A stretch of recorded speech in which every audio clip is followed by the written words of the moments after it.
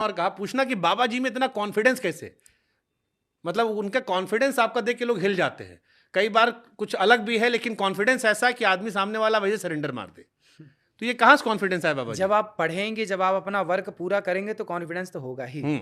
जब आप अपना कार्य पूरा करेंगे ना, पढ़ेंगे, देखिए शिक्षा बहुत बड़ी चीज है, सबको पढ़ना चाहिए। व्हाट्सएप फेसबुक में कुछ नहीं रखा, अपने ग्रंथों को पढ़ो। मुंशी प्रेमचंद्र को पढ़ना चाहिए।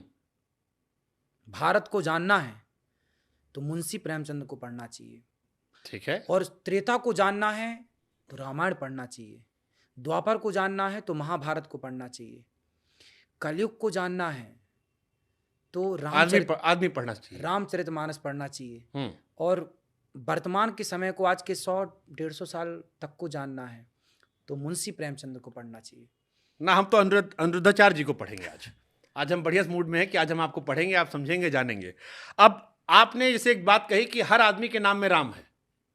अब हम बैठ के अपना गुड़ा जोड़ने लगे कि यार हमारा नाम तो शुभांकर है, 10 अक्षर का हो जाता है, तो हमारे नाम में हम राम जी कैसे जोड़े? हालांकि हमारा घर राम जी के पास है, हमारे बगल में राम जी पैदा हुए। पूरी थ्योरी तो दी थी आपने, जोड़ घटा हमारे नाम में जोड़ के बताइए ना। तो जोड़ घटा के किया था कि नहीं उसमें आपने? वो तो हम आपका देखे थे, बढ़िया हो गया था वो, तो दिन भर फीड पे आता है। हमारे नाम में कैसे राम है?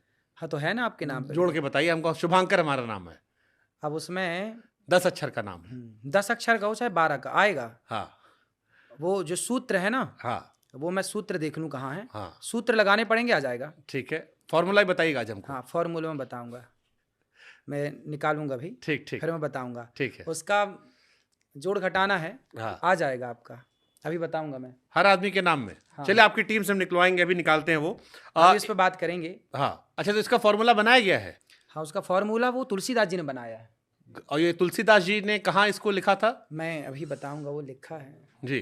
तो तुलसीदास जी के एक दोहा है कहीं, उसके आधार पे ना वो सबके नाम पे राम निकलता है। मतलब आपकी सारी बात, क्योंकि मैंने कई सारी बातें आपकी सुनी जिसमें जो मौज के तौर पर थी, लेकिन बाद में कुछ कुछ आपने जवाब भी दिया, तो उसमें कॉन्सेप्ट भी आया। हाँ, तो हमको लगा कि कुछ ना कुछ लॉजिक होता है। जी जी, तो आज हम उसी लॉजिक को निकालते हैं। बिल्कुल बिल्कुल। हर मतलब सारे जितने भी व्यक्ति के नाम है संसार में किसी भी व्यक्ति के नाम पे राम है। तो बढ़िया कॉन्सेप्ट है आपका।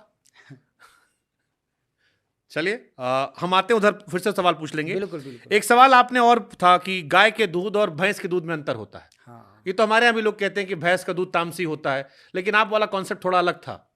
क्या अंतर होता है गाय के दूध और भैंस के दूध में? भाई गाय का बच्चा जो होता है ना, हाँ, गाय का दूध पिएगा और बच्चा पूंछ उठा के दौड़ेगा, लेकिन भैंस का बच्चा दूध पीने के बाद ही वो यूं यूं ही चलेगा। हैवी होता है थोड़ा दूध। हाँ हाँ, वो आलसी है। भैंस का बच्चा आलसी होता है, जबकि गाय का बच्चा एक्टिव होता है। तो देखिए, जो भैंस का बच्चा होता है ना, वो दूध भैंस का पीता है तो वो आलसी होता है। गाय का बच्चा जो है वो एनर्जेटिक होता है, एनर्जी से भरा हुआ था। मतलब गाय का दूध भैंस के दूध से ज्यादा एनर्जी देने वाला है। अच्छा, एक चीज और देखिए, गाय के बच्चे को छोड़ दीजिए और गाय को छोड़ दीजिए, सैकड़ों गायों के बीच में गाय अपने बच्चे को पहचान लेगी, पर भैंस को सैकड़ों बच्चों के बीच में छोड़िए, सैकड़ों भैंसों के बीच में वो नहीं पहचान पाएगा। क्यों नहीं पहचानेगी? क्योंकि गाय की जो याददाश्त है, गाय के बच्चे की जो याददाश्त है, वो भैंस के बच्चे से कई गुना ज्यादा है। तो गाय का दूध पीने वाले की याददाश्त भैंस के दूध पीने वाले से कई गुना ज्यादा होती है। इसलिए गाय का दूध यदि बच्चे पिएंगे तो आज जो समस्याएं हैं ना, बच्चों को क्या समस्याएं हो गई हैं, हमें तो याद ही नहीं होता, हम पढ़ते हैं हमें तो याद ही नहीं हो रहा। क्यों? भैंस का दूध पियोगे तो कैसे याद होगा? गाय का दूध पिएंगे ना, तो गाय का दूध याददाश्त को बढ़ाता है। और जो पैकेट वाला दूध पीते हैं उनका? अब तो इसलिए तो बोल रहे हैं कि इसलिए घर में गाय रखना चाहिए। हम यहाँ सोसाइटी में रहते, कहाँ से गाय रख ले? मैं घर पे गाँव गाय है, लेकिन मैडम गाय कहाँ रख ले हम? तो ऐसी जगह घर बनाइए ना कि एक गाय भी हो। तो फिर खाने का पैसा का नहीं मिलेगा, नौकरी चाकरी से जा मिलेगी।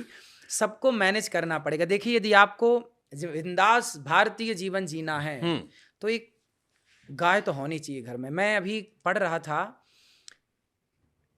गोदान, मुंशी प्रेमचंद जी की लिखित गोदान। उन्होंने, मुंशी प्रेमचंद जी ने कहा कि वो घर है, डांट रहे हैं मुंशी प्रेमचंद, वो घर है जिस घर में गाय ही नहीं है।